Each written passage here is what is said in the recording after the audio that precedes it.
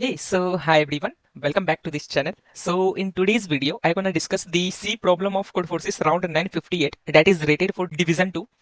So this problem was increasing sequence with fixed order. तो ये problem काफ़ी अच्छी थी और मैं इस वीडियो में बताऊंगा कि आप इस प्रॉब्लम को एक्चुअली में कैसे सॉल्व करोगे ड्यूरिंग द कॉन्टेस्ट और क्वेश्चन पढ़ने के बाद आप इसका सोल्यूशन की तरफ कैसे अप्रोच करोगे। तो मैं उन सभी पे ज़्यादा फोकस करूंगा rather than telling you direct solution. So let's move to its solution. So before moving to its solution, I would like to explain this problem briefly कि ये प्रॉब्लम क्या बोल रखा है। तो इस प्रॉब्लम में सिंपली बोल रखा है कि मैं आपको एक n इंटीजर दूंगा जिसका रेंज होगा आपको 1 से लेकर 10 टू द पावर 18 तक।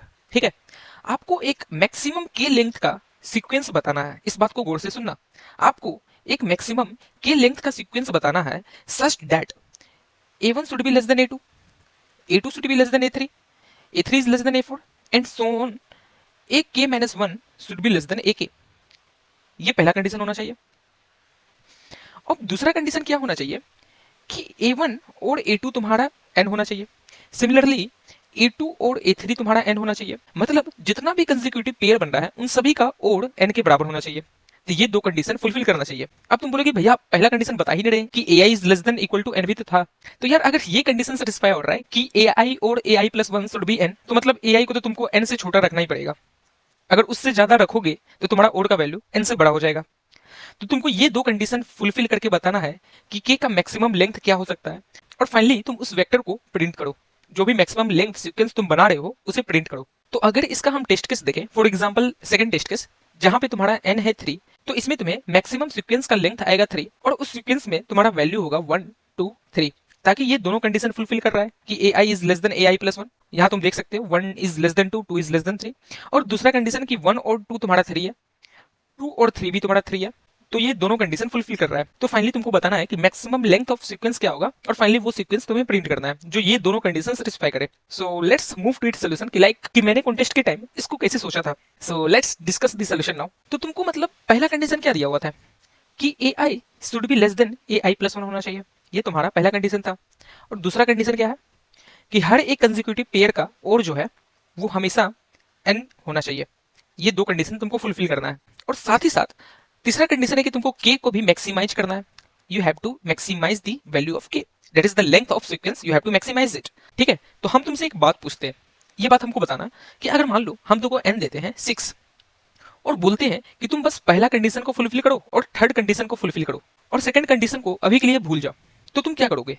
तुमको एक मैक्सिमम लेंथ ऑफ सीक्वेंस बताना है such that A i is less than a i plus one and the value of के शुड बी मैक्सिमाइज। तो तुमको सिंपली पता है, तुम बोलोगे भैया तो इसमें तो कुछ नहीं है कि हम पहले 1 रखेंगे, फिर हम 2 रखेंगे, फिर हम 3 रखेंगे, फिर 4 रखेंगे, फिर हम 5 रखेंगे एंड लास्टली 6 रखेंगे। और इसमें कंडीशन भी फुलफिल हो रहा है कि a i is less than a i plus one और के का वैल्यू भी मेरा मैक्सिमाइज हो गया। तो हम तुमसे एक बात पूछेंगे कि तुम हमेशा 1 ऐड क्यों किया? 1 ऐड क्यों किया? क्योंकि तुम्हें वैल्यू को मैक्सिमाइज करना था।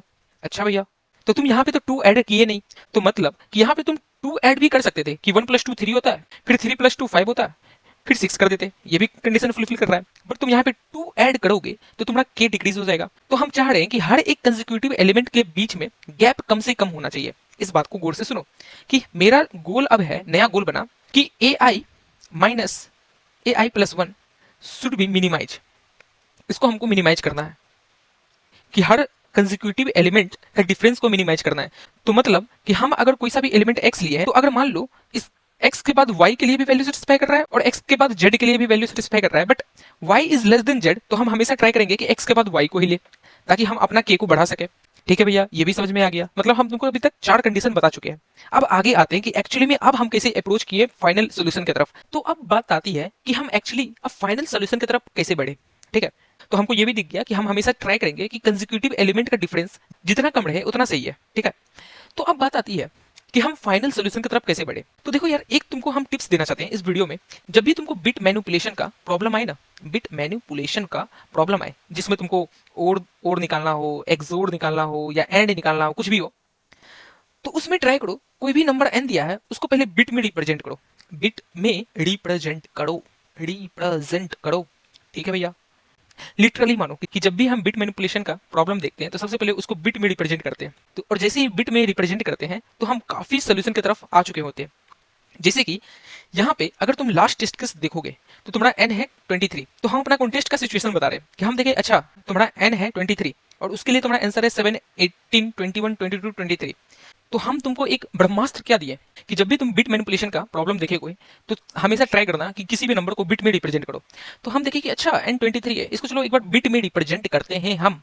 तो हम इसको बिट में रिप्रेजेंट किए, तो 23 को बिट में रिप्रेजेंट करोगे तो किस तरह रिप्रेजेंट होगा।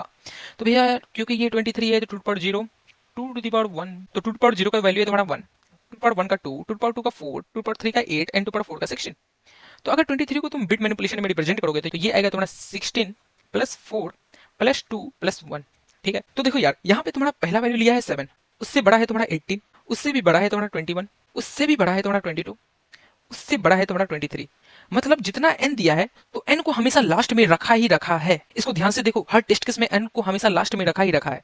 तो देखो यहाँ पे 23 था तो इसके लिए लास्ट में 23 लिया है, यहाँ पे n तुम्हारा 14 था इसके लिए लास्ट में 14 लिया है। ऐसा क्यों? क्योंकि यार तुमको पता है कि तुमको सीक्वेंस इंक्रीजिंग ऑर्डर में बनाना है, तो उसका लास्ट एलिमेंट तुम क्या चाहोगे कि सबसे बड़ा रखे। तो सबसे बड़ा में बड़ा क्या रख सकते हो? n ही रख सकते हैं।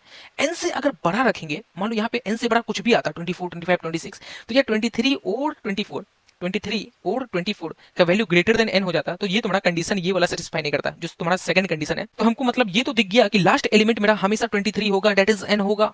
अच्छा भैया यहाँ भी समझ में आ रहा है कि लास्ट एलिमेंट मेरा n होगा, मतलब लास्ट एलिमेंट मेरा फिक्स्ड हो चुका है कि लास्ट एलिमेंट मेरा हमेशा n ही रहेगा। तो अब हम क्यों ना इस लास्ट एलिमेंट का यूज करके सेकंड लास्ट एलिमेंट पता करें, और जैसे ही हमको सेकंड लास्ट एलिमेंट मिलेगा तो उसे हम थर्ड लास्ट एलिमेंट पता करें। तो हम तुमको एक्चुअली में अप्रोच बता रहे हैं कि तुम इस टाइप का प्रॉब्लम आएगा तो उसको पहले पता करना है कि लास्ट एलिमेंट तुम्हारा फिक्स्ड हुआ या नहीं हुआ। तो लास्ट एलिमेंट मेरा फिक्स्ड हो गया, वही अगर तुम्हारा फर्स्ट एलिमेंट फिक्स्ड होता तब हम आगे की ओर जा सकते थे, क्योंकि वो मुझे पता था। लेकिन फर्स्ट एलिमेंट तुम्हारे पास फिक्स्ड नहीं है कि फर्स्ट एलिमेंट कुछ भी हो सकता है, वो मुझे पता भी नहीं है। बट लास्ट एलिमेंट अब हमको पता चल गया है कि वो हमेशा n होगा। तो क्योंकि मुझे लास्ट एलिमेंट पता चल गया है तो हम उस एलिमेंट को यूज करके हम पीछे की ओर जाएंगे। ठीक है भैया, यहाँ भी समझ में आ रहा है। तो चलो आगे बढ़ते हैं। तो बेटा ये वैल्यू तुम्हारा फिक्स हो गया, that is always equal to n। तो हम क्या किए, 23 का बिट रिप्रेजेंटेशन किए। हमेशा बोलते हैं कि तुम बिट मैनिपुलेशन का प्रॉब्लम कर रहे हो तो उसको हमेशा पहले बिट रिप्रेजेंटेशन करो कि एक्चुअली में उसका वैल्यू क्या आ रहा है। तो हम 23 को जब बिट रिप्रेजेंटेशन किए तो हम देखें कि 23 में कौन कौन सा बिट सेट है। 2 to the power 0 सेट है, 2 to the power 1 सेट है, 2 to the power 2 सेट है एंड फाइनली लास्ट में तुम्हारा 2 to the power 4 सेट है। ठीक है भैया, यहाँ भी समझ में आ रहा है। मतलब कि मेरा 0th bit, 1 bit, 2 bit, 3 bit, 4 bit में एक तो 4 सेट था, फिर तुम्हारा 2 सेट था, 1 सेट था और 0 सेट था।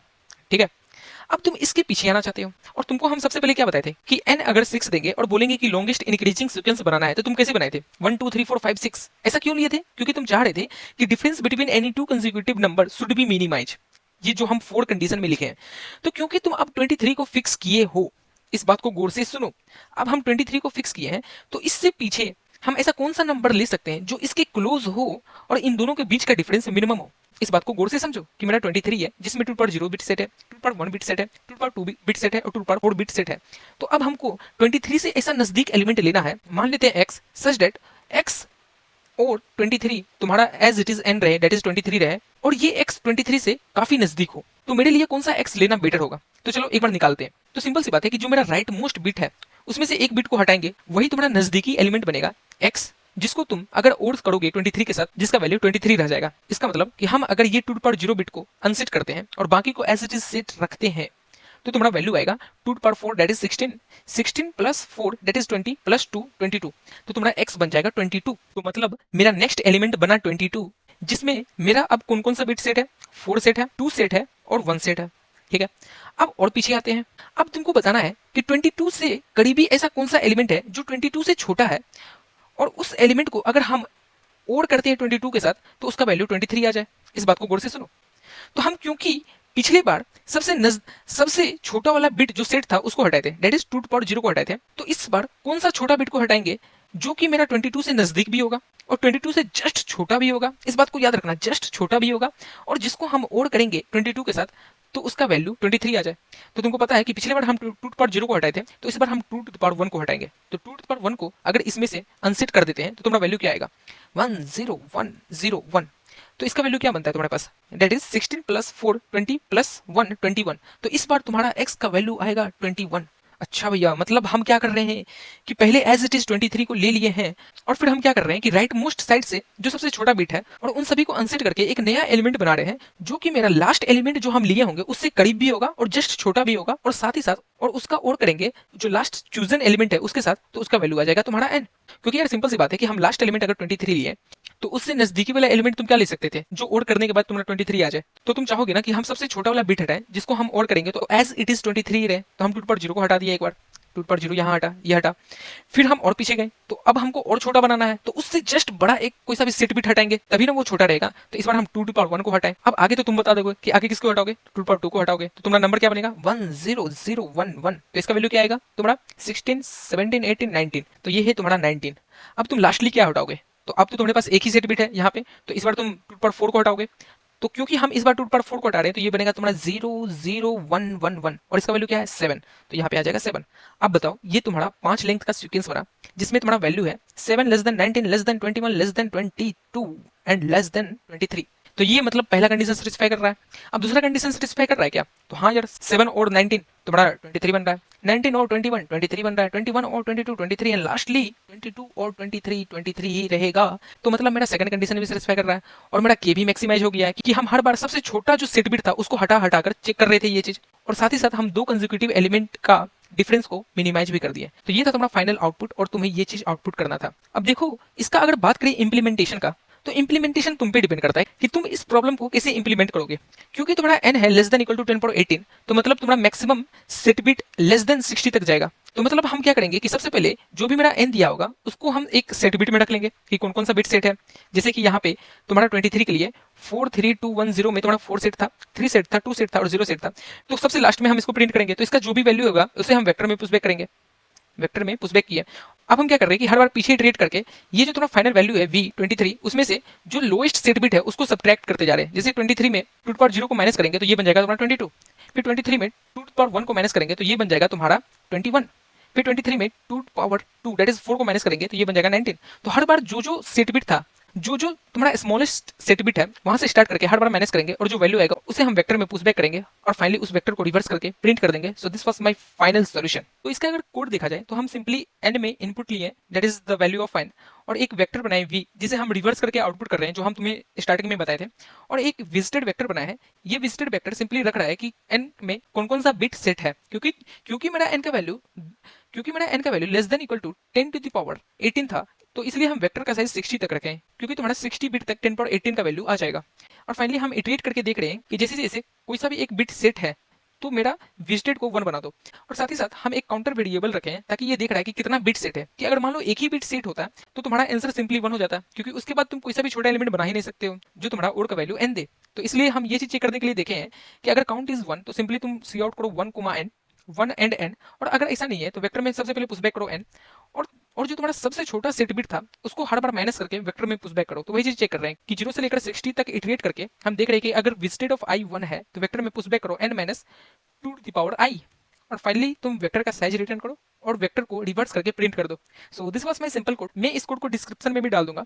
सो आई होप तुम्हें समझ में आया होगा। If you have any doubt so you can ask in comment section, I will surely reply to you. और मैं हमेशा बोलता हूँ कि तुम कमेंट सेक्शन को एज अ डाउट सपोर्ट की तरह यूज करो because I am here to reply you. So try to utilize it as much as possible. So thank you, have a nice day. So if you find this video helpful, so please like it, subscribe it, also share to your friends who have any doubt in this problem. So thank you, have a nice day.